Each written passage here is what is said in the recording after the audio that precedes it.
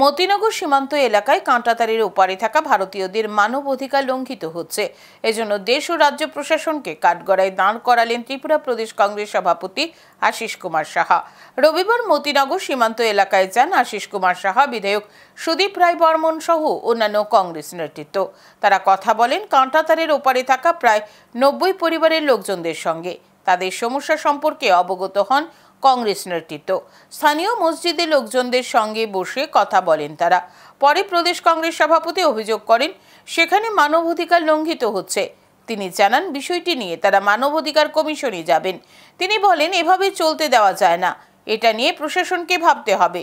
তিনি অভিযোগ করেন বর্তমানে দেশের ক্ষমতায় যে দল তারা দেশের সংখ্যালঘু সম্প্রদায়ের লোকজনকে মানুষ হিসেবে গণ্য করতে চায় না। প্রশাসন মানবাধিকার সম্পূর্ণভাবে উল্লঙ্ঘন করে চলেছে। উল্লেখ্য, মতিনগর সীমান্ত এলাকায় কাঁটাতারের ওপারে থাকা লোকজনের বিদ্যুৎ সংযোগ সম্প্রতি কেটে দেওয়ার চেষ্টা করে প্রশাসন, কিন্তু চাপে পড়ে সংযোগ আপাতত ছিন্ন করেনি। মাননীয় বিধায়ক যখন এখানে ইলেকট্রিক লাইন ডিসকানেক্ট করতে আসে, উনি জেলা শাসকের সঙ্গে কথা বলেছেন এবং জেলা শাসককে উনি সেই সময়ে চাপ সৃষ্টি করে এই রমজান মাসে কোনো ধরনের পদক্ষেপ গ্রহণ করতে বিরত রাখা হয়েছে। এবং আমরা যেটা যতটুকু বুঝেছি যে এইভাবে চলতে দেওয়া যায় না।